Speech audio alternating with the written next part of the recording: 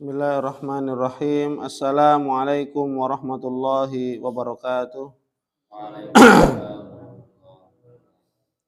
Alhamdulillahirabbil alamin. Hamdan katsiran thayyiban mubarakan fi kama yuhibbu rabbuna tabaraka wa ta'ala wa yardah. Asyhadu an la ilaha illallah wahdahu la syarika lah wa asyhadu anna Muhammadan abduhu wa rasuluh. Allahumma salli wa sallim wa zid wa barik ala nabiyyina Muhammadin sallallahu alaihi wasallam wa ala alihi wa ashabihi wa man ihtada bihadihi wastanna bi sunnatihi ila yaumiddin, amma ba'd. Alhamdulillah, mari kita awali majelis ilmu ini dan baca doa thalabul ilmi.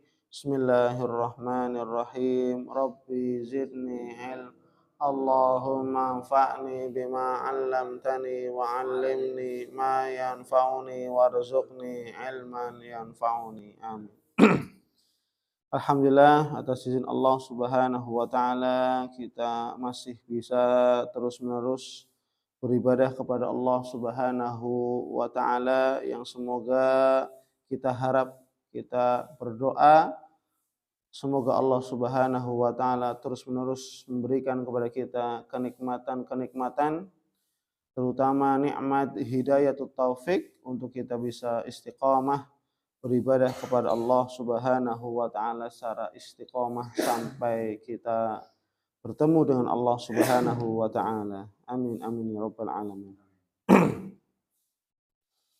Insyaallah pada kesempatan kali ini, pada subuh kali ini kita akan melanjutkan pembahasan tentang dosa besar, masih di dosa besar yang ke-26, yaitu tentang hakim yang jahat.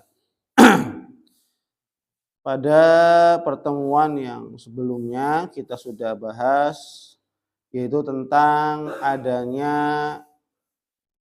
3 hakim, ya, 2 hakim masuk neraka dan 1 hakim masuk ke dalam surga. Adapun 2 hakim yang masuk neraka, yang pertama adalah seorang hakim yang dia tahu kebenaran, tahu bukti yang nyata, jelas, real, ya. Namun dia secara sengaja, ya, menjatuhkan, ya, salah kepada orang yang benar, padahal secara bukti nyata jelas, gitu ya. Namun tadi karena ada sokokan dan seterusnya sehingga dia menjatuhkan hukuman.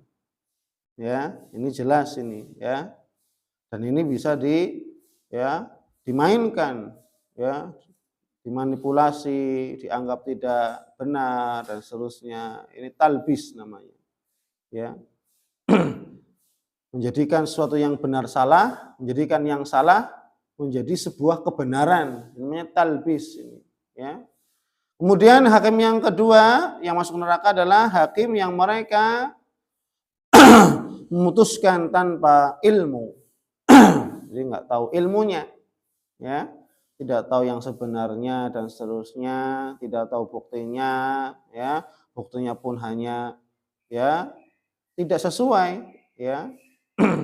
Alat bukti dan seterusnya tidak sesuai, maka ketika memutuskan, ya, tanpa ilmu maka dia dimasukkan dalam neraka. Adapun yang ketiga yang masuk surga adalah arafal haq faqada bihi, itu yang tahu kebenaran sehingga memutuskan berdasarkan kebenaran. Kemudian ya, di sini disebutkan dalil masih terkait tentang hakim, 3 hakim, ya. Qadiyani finnar wa qadin fil jannah. 2 hakim akan masuk neraka dan seorang hakim akan masuk ke dalam surga. Kemudian fama dzambul ladzi jahil? Para sahabat bertanya, apa dosa orang yang tidak tahu? Ya. Apa dosa orang yang tidak tahu? Qala dzambuhu alla yakuna qadiyan hatta ya'lam. Ya. Dosanya adalah bahwa dia tidak boleh menjadi hakim sehingga dia berilmu. Ya, dia tidak boleh jadi hakim sampai dia berilmu. Hakim baik dalam urusan ya kasus ya kriminal dan seterusnya harus berilmu. Ya, tidak boleh tidak berilmu. Dan yang berikutnya adalah para ulama menjadi hakim dalam urusan ibadah. Harus berilmu, ya, tidak boleh tidak berilmu. Sehingga ketika semakin kuat ilmunya, maka insya Allah semakin bijak, semakin ya memperkokoh ya amalan-amalan ya. Hakim yang berilmu maka dia semakin memberikan keputusan-keputusan yang bijak ya berdasarkan ilmu ya. Kemudian dalam hadis yang lain Nabi kita Muhammad sallallahu alaihi wasallam bersabda, "Ma min ahadin yakunu ala syai'in min umuri hadhil ummah fala ya'dilu fihim illa qabbahullahu finnar." Ya. Illa qabbahullahu finnar. Ya, rawahu al-Hakim.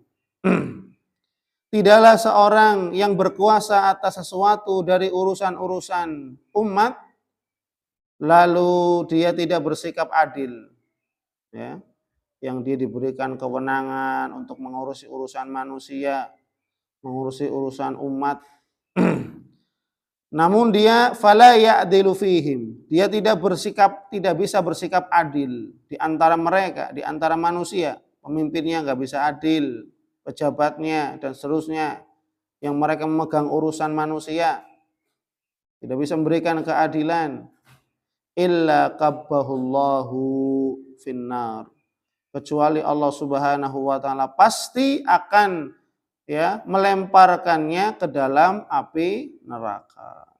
Ya, ini ancamannya bagi mereka yang para hakim yang tidak bertanggung jawab.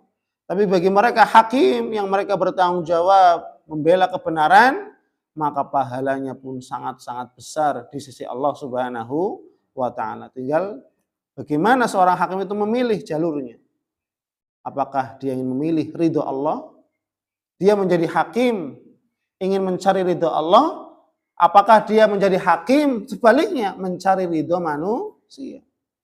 Maka kalau seandainya dia menjadi hakim untuk dijadikan sebagai jalan wasilah mencari ridho Allah Subhanahu wa taala, membela kebenaran, menolong yang lemah, yang benar, maka insya Allah pahalanya luar biasa di sisi Allah Subhanahu wa taala. Namun apabila sebaliknya, maka celaka, binasa baik di dunia maupun di akhirat.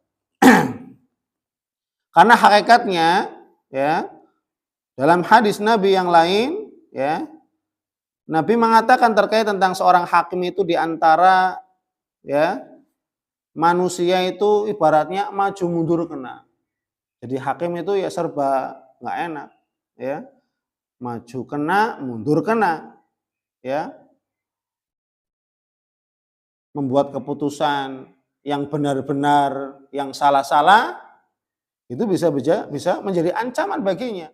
Apalagi ketika orang yang diputuskan salah memang dia orang yang salah, diputuskan salah, apalagi dia orang yang punya ya jabatan, punya harta, ini bisa jadi ya adanya ancaman dan seterusnya. Ya, maka terkadang ya tadi maju kena, mundur kena, ya.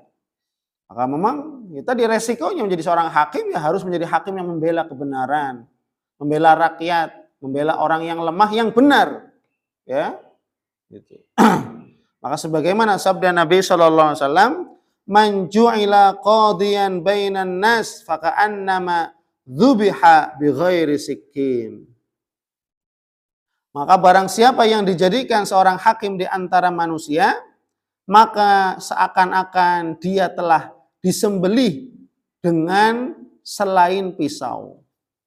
Ya, dengan selain pisau. Ini baratnya maksudnya gitu. Resikonya menjadi seorang hakim. Kenapa maksudnya? Karena dia berada di antara azab dunia bila dia benar. Di antara azab dunia bila dia benar. Maksudnya apa? Dihina oleh masyarakat. Atau mungkin ada ancaman, teror, pembunuhan, dan seterusnya. Karena mungkin yang salah mereka mempunyai kekuatan. Punya harta, punya backingan, dan seterusnya. Sehingga apa? Hakim yang jujur yang benar malah menjadi ya tadi diteror, ya, diintimidasi, diancam keluarganya, anak-anaknya, dan ini resiko. Ya, menjadi hakim yang jujur yang benar. Ya, mendapatkan azab bila dia benar, mendapatkan azab dari manusia bukan dari Allah. Oh, manusia yang mereka membela kesalahan. Ya, atau orang yang salah tadi mereka orang yang punya kewenangan, orang yang punya harta kaya, orang yang punya backingan, orang yang punya bisa bayar orang. Nah, ini bahaya, ya. Namun itu sudah jadi resiko, ya. Dan azab di akhirat bila dia memutuskan kesalahan dengan sesuatu yang salah tanpa ilmu, ya. Jadi resikonya luar biasa ini, ya. Maka lebih baik dia menerima azab dari manusia. Yang penting apa? Dia menjadi hakim yang jujur. Dicela, dicemooh, dihina, caci maki, bahkan diintimidasi dan seterusnya. Ketika dia jujur, maka hakikatnya dia mulia di sisi Allah Subhanahu wa Ta'ala. Meskipun di antara manusia mereka dicaci maki. Nah, inilah resiko menjadi orang yang hakim, yang menjadi orang yang berilmu, memberikan keadilan, membela kebenaran. Karena sekarang banyak orang-orang yang mereka ya tidak ya senang terhadap orang yang bersikap adil, itu nggak senang. Ini maka naudzubillah min dzalik, ya. Kemudian di akhir ya dari pembahasan kitab, ya, dari pembahasan hakim yang jahat ini, hakim yang zalim, ya, Imam Az-Zahabi beliau menutup dengan menukil hadis Nabi SAW tentang riswah, sokok menyokok. Dan ini menjadi barang yang sudah menjadi rahasia umum. Ya, orang yang terkena kasus dia yang salah memberikan sokokan kepada jaksa, kepada hakim sekaligus, bukan hanya jaksa, hakim. Ya, kemudian mereka menyewa pengacara yang hebat, yang handal, hakimnya sudah disokok, jaksanya sudah disokok, ya. Bahkan ketika sudah dijatuhi hukuman salah, mungkin yang harusnya hukumannya berat seumur hidup diringankan menjadi 10 tahun. Nah, ini kan naudzubillah bahaya sekali ini, hakim seperti ini. Ya, kemudian kepala sipil yang berada di penjara, di lapas, disokok dan seterusnya, dijadikan penjaranya yang mewah, ya, serba ada, serba AC, serba spring bed, serba toilet yang mewah, ya. Naudzubillah. Akibat dari sokok menyokok. Maka akibat dari sokok menyokok ini menghancurkan kemuliaan Islam, menghancurkan keadilan. Ya, gara-gara sokok menyokok ini dapat menghancurkan keadilan di antara manusia. Bahaya sekali memang. Ya, maka Rasulullah SAW memberikan ancaman yang sangat keras. La'natullahi 'alar rashi wal murtashi. Dalam riwayat yang lain, ya, ar-rashi wal murtashi finnar. Ya, la'natullahi 'alar rashi wal murtashi. Allah Subhanahu wa Ta'ala melaknat orang yang memberikan riswah sokokan, ya, dan orang yang menerima sokokan. Ya. Kemudian dalam riwayat yang lain Rasulullah SAW mengatakan ar-rashi wal murtashi finnar. Orang yang menyokok dan orang yang disokok, menerima sokokan, itu kedua-duanya berada di nerakanya Allah Subhanahu wa Ta'ala. Ya. Maka sokok menyokok dalam urusan apa saja, urusan pekerjaan, ya, urusan pemilihan umum, pemilihan kepala daerah dan seterusnya, ini diharamkan oleh Rasulullah Shallallahu Alaihi Wasallam. Karena dengan sokokan inilah menghancurkan kemakmuran keadilan. Dengan sokokan inilah menghancurkan hukum, ya, sistem hukum yang berkeadilan. Gara-gara sokokan sehingga apa? Yang tadinya hukumnya ya membela keadilan, hakim dan seterusnya, namun ketika gara-gara uang semua ya bisa digadaikan. Bahkan sampai keadilan Nyawa seseorang pun bisa digadaikan hanya dengan sogokan. Ya, maka inilah ya kejahatan, keburukan dari sogok menyogok. Maka semoga Allah Subhanahu wa taala senantiasa memberikan hidayah kepada para pemimpin kita semuanya. Semoga Allah Subhanahu wa taala senantiasa melindungi mereka semuanya dan mereka dapat bekerja secara amanah, secara jujur, adil, transparan untuk membela kebenaran, membela umat manusia, ya. Dan atas izin Allah Subhanahu wa taala, semoga Allah menjadikan negara kita, negara Indonesia menjadi negara yang adil, makmur, ya, sentosa, sejahtera, aman. Amin amin ya rabbal alamin. Subhanakallahumma wa bihamdik asyhadu an la ilaha illa anta astaghfiruka wa atubu ilaik. Assalamualaikum warahmatullahi wabarakatuh.